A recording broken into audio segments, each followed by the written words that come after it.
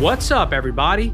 My name is Dimitri Kofinas, and you're listening to Hidden Forces, a podcast that inspires investors, entrepreneurs, and everyday citizens to challenge consensus narratives and to learn how to think critically about the systems of power shaping our world.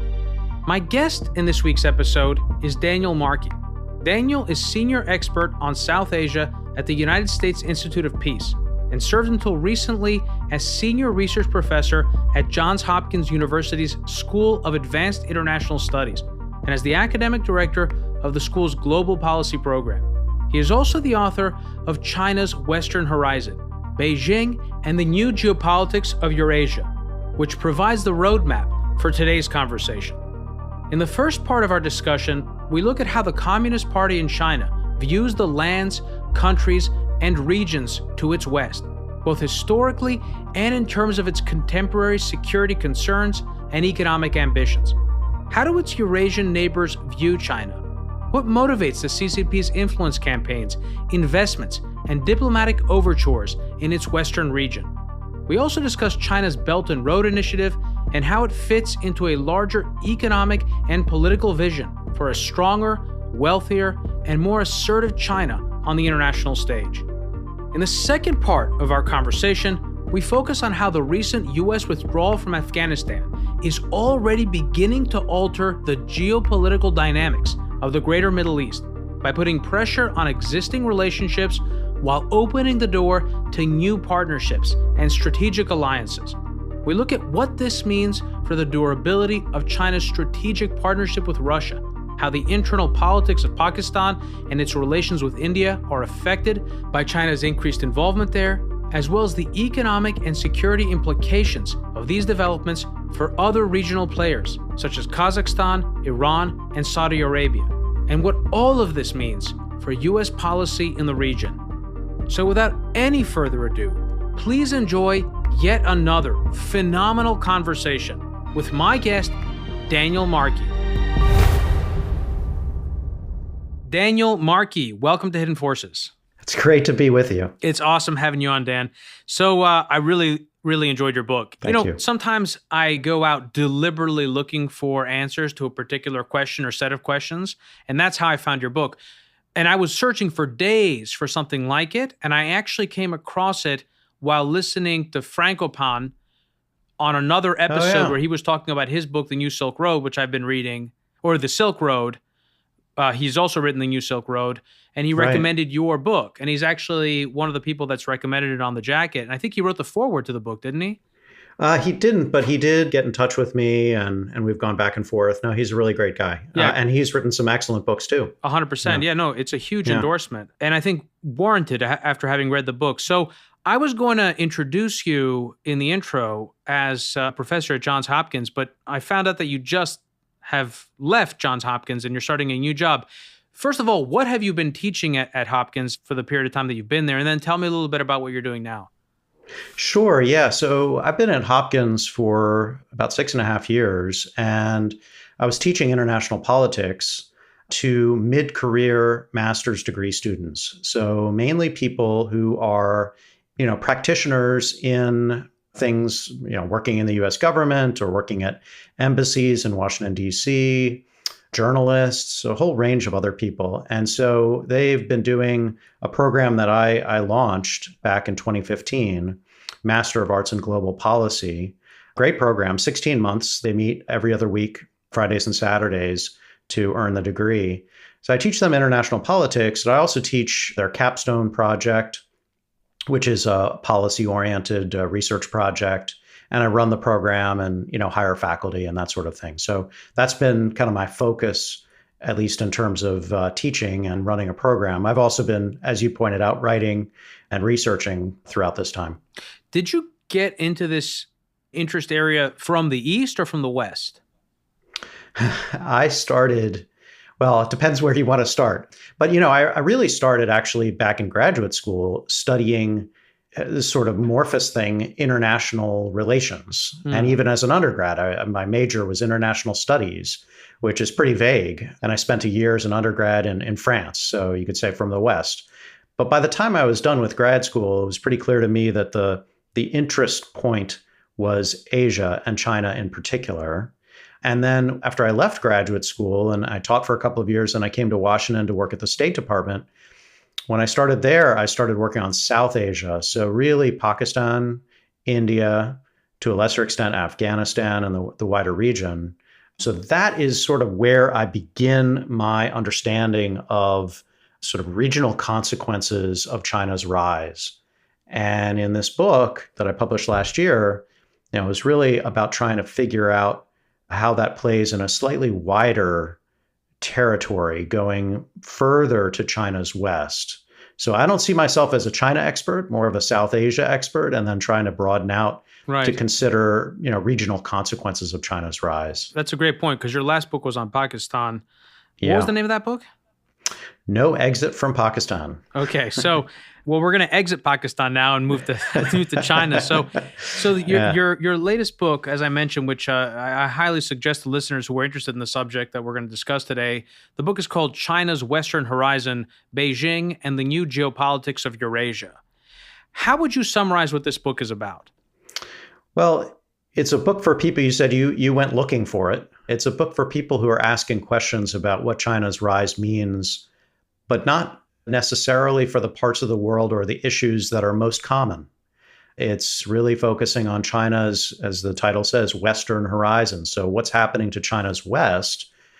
So we're not talking about Taiwan. We're not talking about Korea. We're not talking about Japan. These are all things that lots of other people have written about.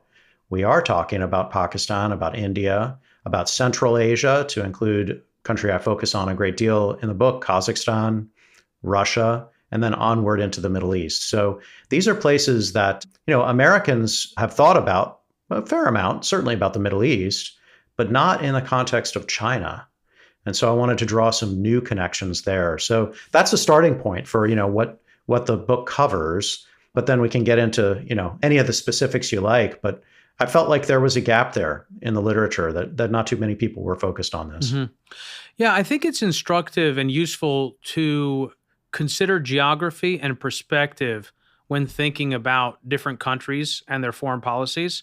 I mean, when the United States looks at China, at least from the Pacific, it has a very different sense of the map and the geography than what the Chinese have when they look out. And that speaks to the point of Taiwan and why Taiwan is so important to China's strategy. In that vein, what does China see when it looks westward? And where is its western boundary within its larger geopolitical strategic thinking? It's a great question. Look, one thing to maybe begin to answer that question, because it's not a simple question to answer, is to think about just inside China, what the western parts of China look like, because they're not the same as other parts of China. Lots of your listeners probably have heard a fair amount about Xinjiang recently, and about the Uyghurs, Muslim and slightly Turkic ethnic group inside of China, which is, more or less dominated by Han Chinese. This part of China, which is vast, which is its western expanse. And then if you also add into that Tibet, somewhat different part of China that's not been fully historically incorporated into sort of the Han-dominated parts of the country. This is what China begins to think about when it looks westward. And then it begins to think about what lies beyond those regions in China. And in many ways, to simplify thousands of years of history, but radically would be to say China has often perceived threat from its west, from conquerors coming to sort of riding in from the west on horseback at various points in its history, or threatening imperial expansion from Russia at other points in its history. So even now, I think, as China looks west, it sees certain opportunities, but it also sees security threats, and most narrowly in terms of its hold on Tibet, which is otherwise potentially a challenging place to keep control over. And even more than that, its hold on Xinjiang, its ability to basically call the shots within that also fairly contested part of China, and the connections between the people who live there and these countries further to the west. There are connections of religion or of politics or ideology that a communist China sees as potentially quite threatening and wants to be able to control those as well. Is it fair to say that China's western boundary has historically been its most fluid boundary? I think that's right. Yeah. I think the core of the Chinese empire, so to speak, would be certainly further to the east. And that questionable sort of borderlines sort of go further out to the west and have waxed and waned over literally thousands of years. So, I mean, the observation about Xinjiang and the Uyghurs, as well as Tibet, raises an important question, which I wanted to ask you early on, which is how much of China's actions and investments in Eurasia and in Central Asia stem from a defensive posture, from fear, from security concerns, and how much stem from a sense of opportunity and expansion? Yeah, that's another great question. And I think it's a bit of a balance where the weight of the balance had been defensive, and where I think most experts on China would have, until relatively recently, even just the past 5 years, would have really placed the emphasis on the defensive aspects of China's concerns looking westward. But the balance is beginning, I think, to shift. And that was the other reason for writing a book like this, because China's global ambitions are growing. And that I think we're all fairly familiar with at the international level, and certainly looking eastward, its relations with the United States. But as China begins to, feel its power to have greater capabilities and resources at its disposal, my intuition is, and we see evidence of this already, that its ambitions looking westward in continental Eurasia will also grow. So the balance is beginning to shift. It's still, to be clear, China is still a bit of a careful and restrained, and doesn't go rushing in, and certainly not militarily, into this part of the world, and we shouldn't expect it to. But what it's willing to do now and what it's able to do is far greater than what it was able to do even just a decade ago. And I think as we play this out, that capability will grow further a decade from now. So to that point, how does BRI, the Belt and Road Initiative, fit into China's strategic vision for its western boundary? And how much of that is economic? How much of that is political? How much of that is security related? And is it even fair to think about those things as separate objectives, or are they all part of one unified strategy on the part of the CCP?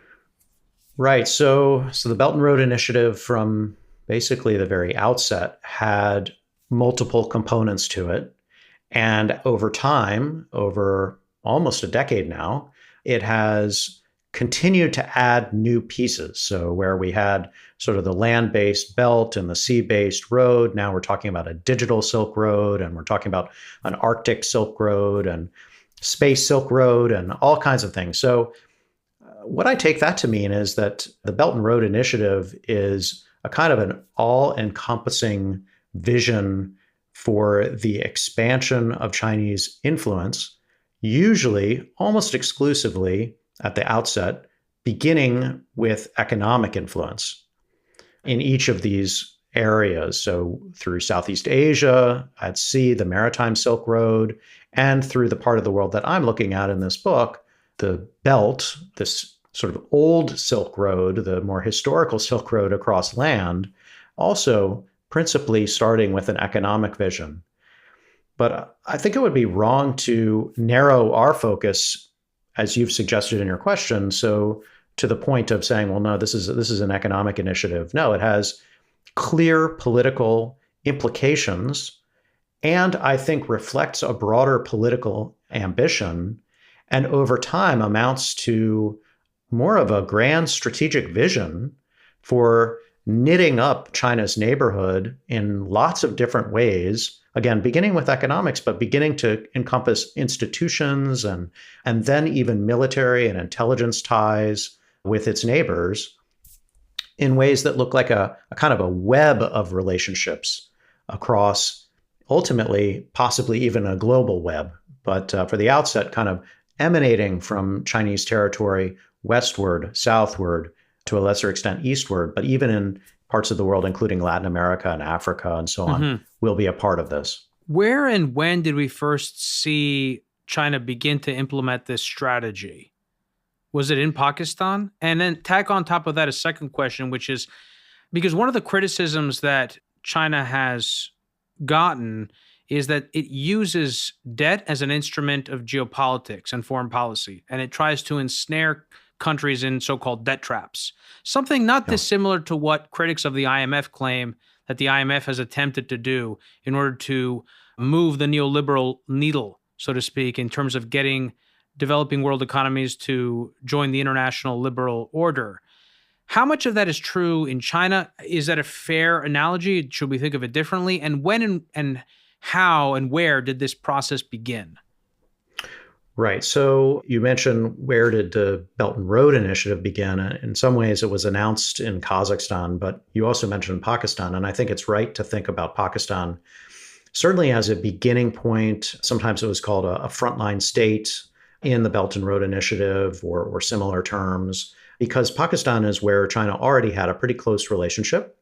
In some ways, one of its closest foreign partners in the world, and where China announced a series of ultimately tens of billions of dollars of planned investment inside of Pakistan, principally in infrastructure and especially in energy infrastructure. So you could say that Pakistan is a kind of a leading version of Belt and Road Initiative efforts, and that some of what we've seen in Pakistan may be a good model or example of what we might see elsewhere as this comes online. And then getting to your other questions about debt trap diplomacy, it's also, you're absolutely right. It's been widely, or the Belt and Road Initiative has been widely criticized by countries, including the United States, but also Japan, India, and others, for overextending credit to less creditworthy partners, but doing so intentionally to entrap them, in a sense, politically, and to extract other benefits from them. Now, you made the comparison with IMF, and I don't think that's entirely wrong, but the question would be, if the IMF is principally doing it to get, that is extending loans to countries with strings attached to get them to abide by a neoliberal consensus, that is sort of what the IMF believes they ought to do in terms of economic reforms. The concern about China is that not that it's attempting to force certain types of economic reforms on these countries, but that it may be forcing other types of political influence over them, maybe extracting other benefits from them, including even territorial benefits from them. So the key example here is Sri Lanka, this port of Hambantota, which has been built to some extent on the back of Chinese loans. And when Sri Lanka isn't able to repay them, the penalty for that is to take a share of the ownership over this port for China. And so that begins to look like China entrapping a country to basically giving it a port. And so the fear is that China will do more of this. Now, to wrap this up, it's not an entirely baseless fear. China has resources. It has definitely extracted some benefits from some of these countries and does throw its weight around. So all of that is worrisome. But where certainly my book focuses attention is on the extent to which the decisions being made are not being forced on these countries. They actually reflect their own politics. China's playing into, in the case of Sri Lanka, a complicated political system of domestic competition in which local politicians wanted to build a port to show that they could deliver benefits to their people. China was the only one who was willing to fund this port. So they got themselves into debt trouble, but for domestic political reasons, not because China was necessarily looking to take advantage of them from the outset. So we have to look at the local agency or the power of even very small states relative to China, like Sri Lanka, how they can, in fact, in some ways, ensnare China or draw China into their own games. And a lot of the book is structured around this idea of domestic games. What are the games that politicians and other people play inside other countries to take advantage of Chinese benefits and then maybe get themselves in trouble? And also regional games. What are the kind of things that statesmen in these countries see China as potentially able to help them with to balance their regional competitors, like Pakistan versus India or Iran versus Saudi Arabia? How does China play into that? So those are the kinds of things that really get complicated, but reflect the extent to which the local player can be the power player, or at least sets the terms of Chinese involvement in really important ways. I mean, so many questions come out of that. first, I'd love to delve more into local politics, because one of the things that I was reminded of while reading the book was the work of Matthew Klein, who I had on this podcast. His most recent book was Trade Wars or Class Wars. And one of the things that you begin to see when you look at China's investments around the world is how very much so it exacerbates existing local tensions and divisions, because there are winners and losers. Pakistan's a great example of that. You go through it in the book. And that, of course, also creates problems in these Muslim-heavy countries which border Xinjiang, since China already has its issues on its borders with cultural integration and the potential for terrorism, which brings up and raises the point of Afghanistan, which I do want to discuss. I want to just throw that out there as one thing I want to delve into. Another thing, besides which countries are most strategically important, which is something I do want to explore, has to do with China's appeal. What is it about China and Chinese investment in particular that is so appealing to some of these countries, and to which countries is it more appealing? Those are kind of my two main points, as well as or question areas, as well as what sort of states are of most strategic importance. But I'm not sure which one you want to take first, the appeal question or the local politics, but they go together, obviously. Yeah, let's talk about the appeal a little bit, because I think that's really important. One thing that makes China interesting as a new big power on the world stage is that it has something to offer. It has capital, and it has a success story at home in terms of having rapidly built up its own economy in ways that now look like they were natural, but at the time looked miraculous. And these kinds of things are very attractive to many other states. And the other piece that China has, which is different from what, say, the United States or the West, broadly speaking, has been offering for the past several decades, is China has a message about how you can do all of this without changing your politics. You don't have to be a democracy. You don't have to give political rights to your people. That the China model includes obvious elements of political repression of its own people in the name of stability, and that you can keep stability, you can keep closed politics, and you can build up and get rich. And China knows how to do this. And so the so-called China model, at least that's the way that I would use the term, is one in which countries, many of them already undemocratic and their leaders not eager to cede any power to anyone, look at this and say, well, we can do this too. In a way that, in the post-Cold War era, the early post-Cold War era, where it seemed like democracy was ascendant, was the only way to run your country effectively. Now these countries have a different way of seeing things. From an American perspective, and I'll say as somebody who strongly favors a democratic system, this is worrisome because it gives power and hope to dictators or near dictators throughout already difficult region, that this is a path forward. And it kind of weakens the argument of the Democrats of the region who would say, no, you have to do X, Y, and Z to help out your people, give them the space to grow your economy. Yeah. So again, that brings up the IMF and the difference between the IMF model and what strings are attached there versus the Chinese model.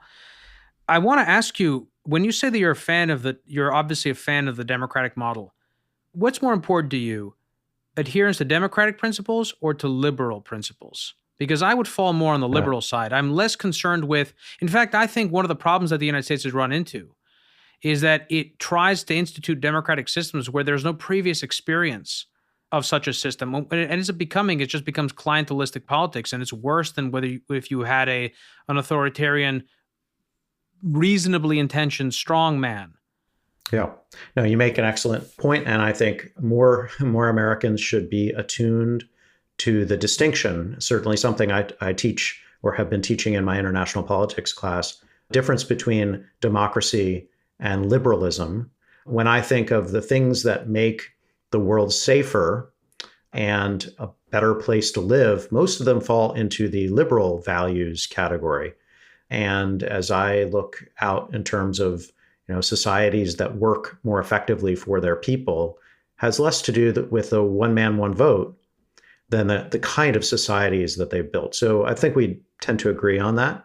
Ultimately, democracy as an institution is, I think, a better way to assure the long-term practice of liberal values and principles, but it may not be the best way to get there.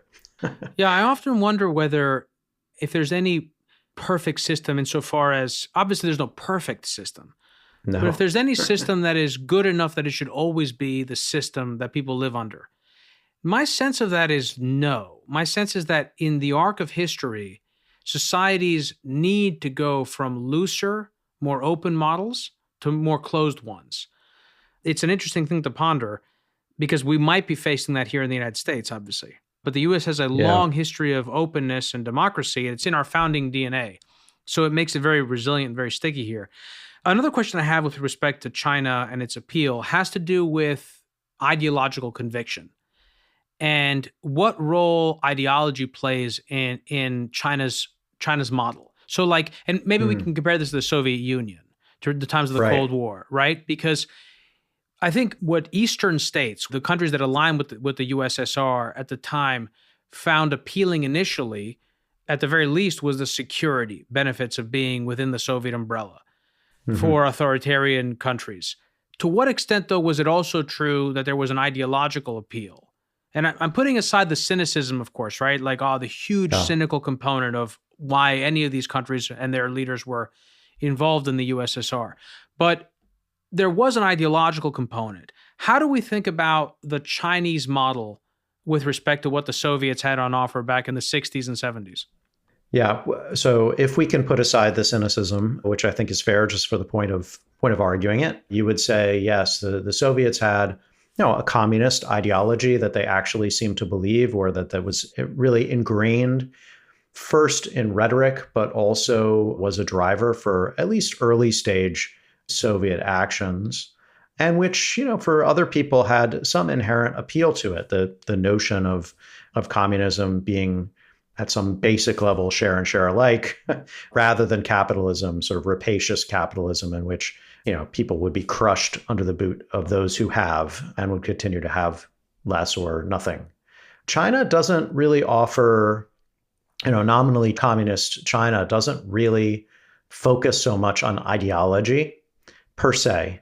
It is increasingly focusing on ideology at home in terms of, under Xi Jinping, the Communist Party itself is in many ways going back to first principles, or attempting to, of asserting itself and the party control over the country, and making claims that have ideological components to them about, why this is the right thing to do because it is good for a broader number of people. And that's in some ways a reflection of how far China had gotten away from that as its economy had grown, as the deeper problems of corruption and the rise of so-called princelings and other effectively elites within society really was distorting any claim on communism. Totally. That's all what's happening inside China. When China goes to other countries, it is noteworthy that it does not say, do what China does. One-party communist state is the way to run your country. No, what they say is, your model is your model. We don't really mess around in that. Whatever your model is, you can probably do well with us. You can work with us, so we can work with you.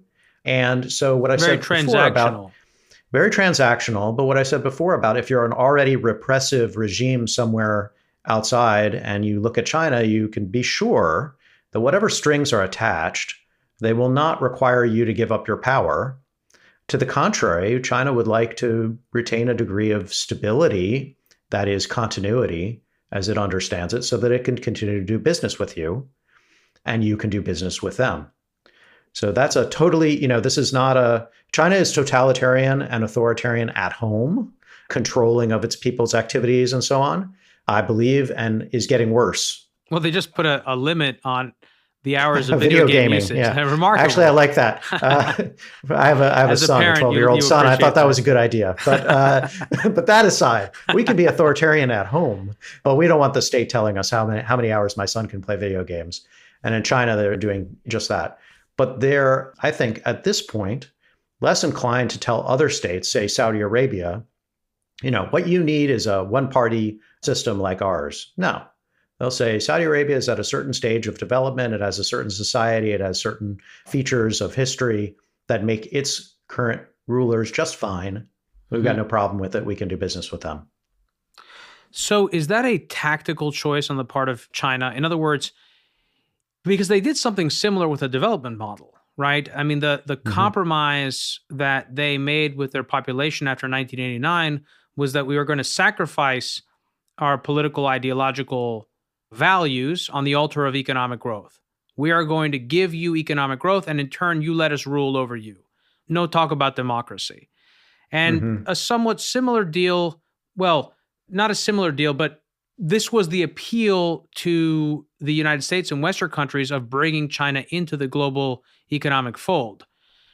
Is something similar going on here with their foreign investment and influence model, which is to say that right now they know how to speak to the needs and desires and tell other leaders what they want to hear. But ultimately, it's all in the service of growing their own power base, both economic and political. And if that's true, and I'm curious to hear whether you think it's true or not, what can we say definitively about what motivates the Chinese Communist Party and what really the end game is for them? What drives all their actions? Right. So I do believe that they are skilled or have been skilled at various points telling other countries what they want to hear. I think that's right. And I see good evidence of that, certainly with respect to the countries that I've looked at in this book. But I also mentioned at one point in the book, and I was struck by this in my own time, actually going back to when I worked at the State Department, China was pretty good at telling smaller countries in Southeast Asia what they wanted to hear. Back in the early 2000s, it was all about doing business and win-win cooperation and so on. But over time, as China got richer and stronger and more powerful and more ambitious, it also started throwing its weight around a bit more. And these same countries who had initially seen in China kind of an easy partner, a country that they could do business with very few downsides, began to see an overwhelming partner and a potentially threatening partner, a partner that wanted stuff from them that they didn't want to give, that wanted an unfair playing field or wanted to assert its rights, its territorial rights at sea, and so on.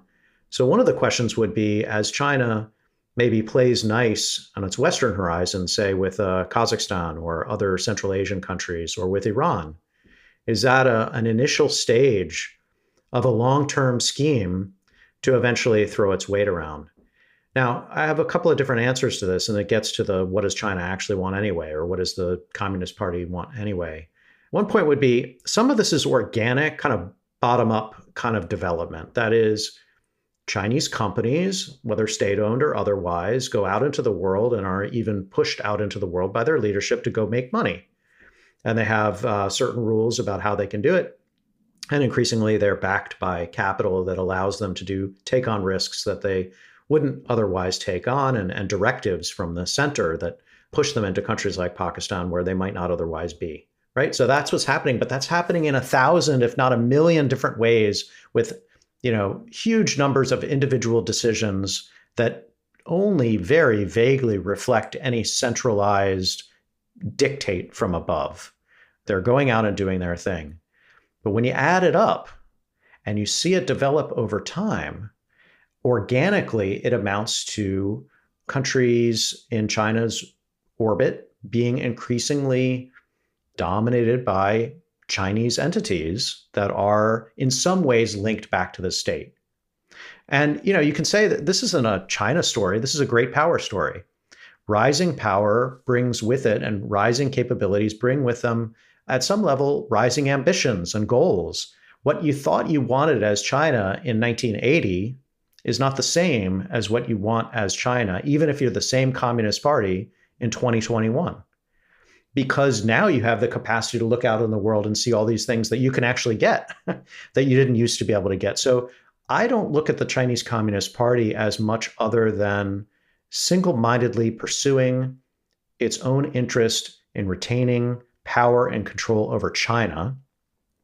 But as it has the capacity to reach outward more and more, it will see that as linked to its desire to stay in control of China. So it starts there, but then it begins to grow. I mean, just turn it around to the United States. You've turned the conversation around to the IMF a few times, but look at the United States. What we wanted, in 1850 was fundamentally different from 1918, which was fundamentally different from 1945, and is now changing again. So power in some ways and capacity dictates your interests and goals and ambitions.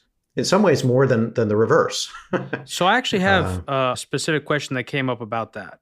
Before I ask that question, just an observation, which is that, or a question situated in an observation about China's Western expansion, which is China's Western boundary the natural place to express those types of ambitions that come with being a country that's, let's say, graduating from regional to maybe at some point global status?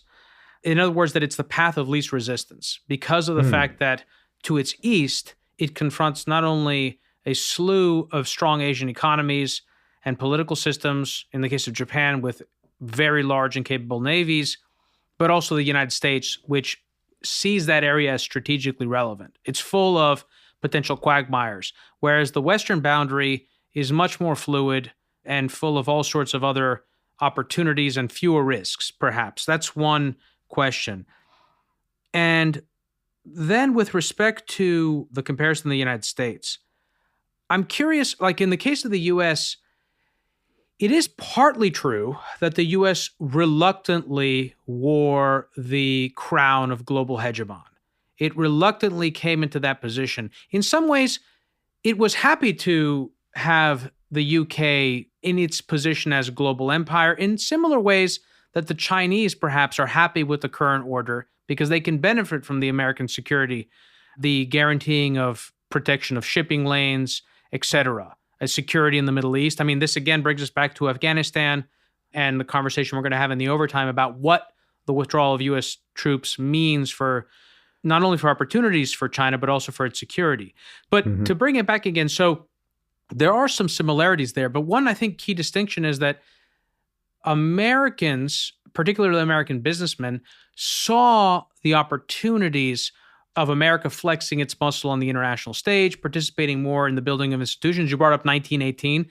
This is around the period where we began to see a flurry of interest and investment in building up America's foreign policy institutes.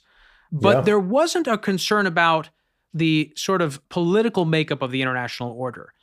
The British and the Americans were much more aligned on that view than the CCP is with the United States.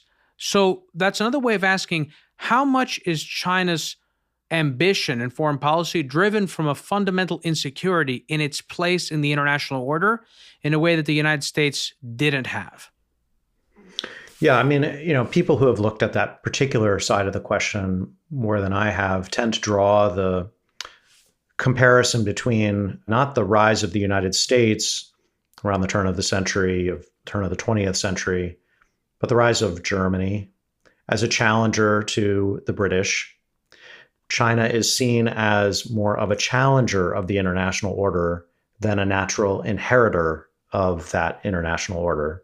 So the United States looked even to the British at most times as a like-minded, if headstrong and increasingly powerful, in some ways dangerous state, but basically aligned. We were talking earlier about liberal values. They could see themselves in America. In Germany, they had a lot more trouble seeing themselves. And particularly, when Germany became more dominant, illiberal and undemocratic leader, Kaiser Wilhelm, it looked even more dangerous. So that's the comparison a lot of people tend to draw with China, right? It's not happy with the current, ultimately liberal-backed order of institutions. It will want to change those at some point. It can live within them for the time being. As you pointed out, it has a lot of benefits as a free rider on that international order, but it won't be a defender or a champion, not a legitimate one, of the underlying values that those types of institutions are supposed to be built on. So in a way, it's more the Germany, not the United States. And, not to stretch the analogy too much, but there's at least a hope within certain circles in the United States that Other powers, even potentially India, may be the more liberal and democratic inheritors or defenders of that order going forward as an enormous and rising power. We can get into that if you want, but I think that's how people are drawing some of these comparisons. I wanted to get back to your other question, though, because I really think it's important. There are different ways of looking at China's West. You've sketched out one, which is that relative to its East, it's smooth sailing. It doesn't have long-standing historical enemies like Japan or the great power United States right on its doorstep in the Pacific, and other countries that are really practiced in pushing off Chinese power like Vietnam or Korea to some extent. In its West, it has a bunch of countries that don't know China as well, that historically haven't had as much interaction or direct interaction with Beijing, and therefore are less skeptical or even hostile to Chinese interests right off the bat. But you also use the word quagmire, and I would say actually one of the ways to look at China's West is that it's full of potential quagmires. China's West is not easygoing in terms of these are difficult societies. We'll talk about Afghanistan later, but it's not alone. Pakistan, throughout much of Central Asia, these are countries that have seen considerable political turmoil, are not easily governed or not well governed. China will be deluding itself if it thinks it has an easy time there. And getting into the Middle East, you can multiply that tenfold. Mm-hmm. So, from an American perspective, you could say, well, and some have, if China wants to try to expand its power, influence, and posture to its West, let them. This is a mess waiting to happen. If they want to step into it, good for China. I'm not as sanguine about it. I'm not as confident about it, because I think that we could actually have a worst case scenario in which China is able to impose, to some extent, its influence, gain greater access militarily and economically to this region, and still not solve the region's problems or bring about stability in ways that would make the world a safer place. May just skip over some of those things and go straight for the stuff that I think China is likely to care more about, capacity to extract resources or to enter markets and to extend its reach, again, militarily, all the way up increasingly, westward to Europe's doorstep. So those are the kinds of things but that's longer term. That's not next week, next year, maybe not even a decade from now. That's in the fullness of time. Yeah. So I'm very happy you did point out that the West, relative to the East, because of the development of the East, might seem like a cakewalk, but it absolutely is not a cakewalk in absolute terms. There are many forms of natural resistance, whether it's India, whether it is the complex politics, internal politics of Pakistan and what it means. Now you have Afghanistan, Iran, Russia. Its relationship with Russia is one that we're going to talk about in the overtime because it's one of the most fascinating. Yeah. Because these are not two countries that have been historically united in their policies or allies. They've had contentious historical relationships. And it is in many ways, their unusually close relationship now is a function of primarily, not so much, I think, China's frayed relationship with the United States, but rather Russia's antagonistic relationship to the U.S. One more question before we move it to the overtime, Dan, which has to do with the question of which countries are most strategically important to China. And that will give us an opportunity to move into the overtime. You mentioned there are three that you really focus on in the book: Kazakhstan, Pakistan, and Iran. Yeah. Are those the three most important in your view? And if so, out of those, which one can we point to one in particular that China really prioritizes its relationship with? Yeah, so I was trying to make a complicated and huge story in a big and complicated region simpler. So I had to pick which countries to focus on. And you're right, those are the three I chose. But I didn't just pick them randomly. I picked them because I really do see them as the ones where, in a sense, are pivotal to Chinese ambitions. Let's start with Kazakhstan. That's where the Belt and Road Initiative was announced, or at least the belt part of it. Now, that's important. If you just look at a map, it's huge. It extends east-west. It provides the potential for connectivity across a large part of continental Eurasia. And it's got vast energy resources that China has sought and continues to be able to exploit and is likely to continue to do more in that. So I see Kazakhstan as valuable for those regions. And within Central Asia, it's the dominant player on things that China cares about the most, even though Uzbekistan, you could say, is the more dominant industrial player of the region. But Kazakhstan takes China right into contest, in a sense, with Russia, which we can talk about, and that becomes very interesting. And so that also makes it pivotal. I point to Iran in the Middle East as the pivotal player, because that's one which is, in a sense, strategically valuable to China because of Iran's disconnect with the West, or hostility toward the United States in particular, and the West more broadly. That makes it strategically potentially of quite great use to China. It offers opportunities for partnership that, say, even Saudi Arabia, which offers a lot in the way of energy partnership, at this moment isn't looking for a strategic or military intelligence partnership with China of the sort that Iran They recently actually entered into, I think, what was the news? Yeah, they call it a strategic partnership, but if you look at, for instance, Russia. We're talking about right. Oh, sorry, China. No, so Saudi Arabia, Saudi and Russia. I saw something recently, a recent report related to, I think, the Saudi defense minister or the Russian defense minister meeting with his counterpart. So the Saudis are, so the Saudi story, one that I learned a lot as I was researching this book, but I had a chance to visit a few years back.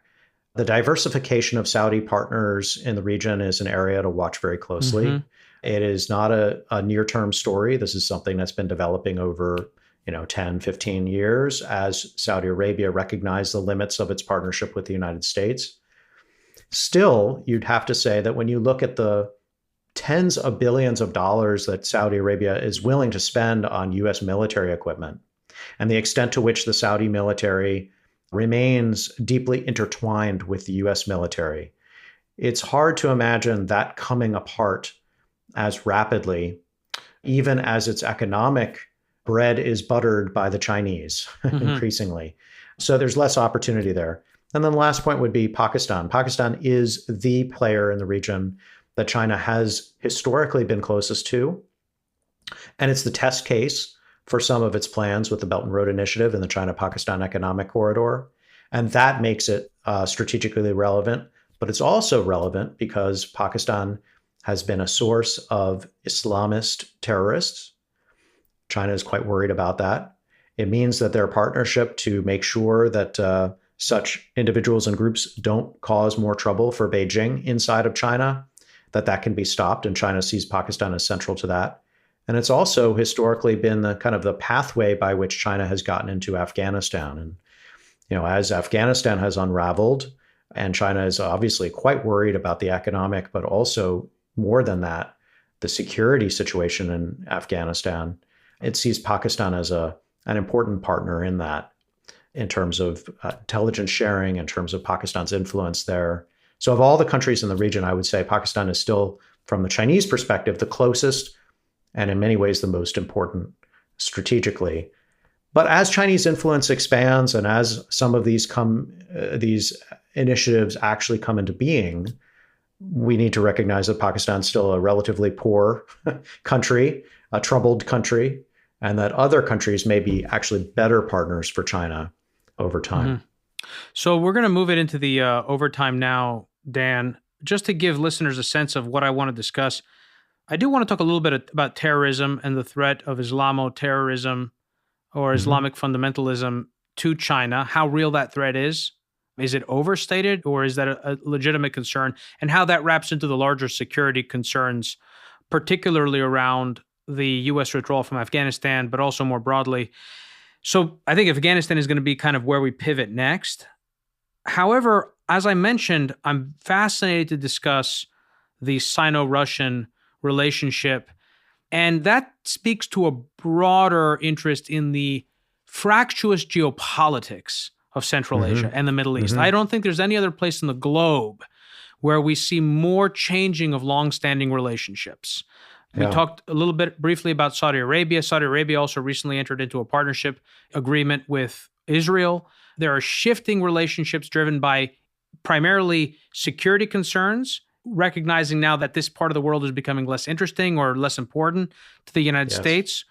or rather that its importance is now being more properly valued by U.S. policymakers and kind of making a decision to focus elsewhere, primarily to the east.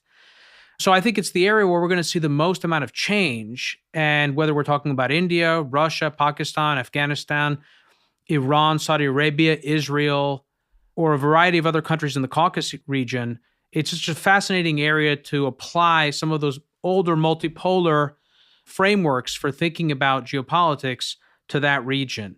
Yeah. For anyone who is new to the program, Hidden Forces is listener supported. We don't accept advertisers or commercial sponsors. The entire show is funded from top to bottom by listeners like you. If you want access to the second hour of today's conversation with Dan, as well as the transcripts and rundowns to this episode and every other episode we've ever done, head over to hiddenforces.io and check out our episode library, or subscribe directly through our Patreon page at patreon.com/hiddenforces. There's also a link in the summary page to this episode with instructions on how to connect the Overtime feed to your phone so that you can listen to these extra discussions just like you listen to the regular podcast. Dan, stick around. We're going to move the second half of our conversation into the subscriber overtime. Great. For more information about this week's episode of Hidden Forces, or if you want easy access to related programming, visit our website at hiddenforces.io and subscribe to our free email list. If you want access to overtime segments, episode transcripts, and show rundowns full of links and detailed information related to each and every episode, check out our premium subscription available through the Hidden Forces website or through our Patreon page at patreon.com/Hidden Forces.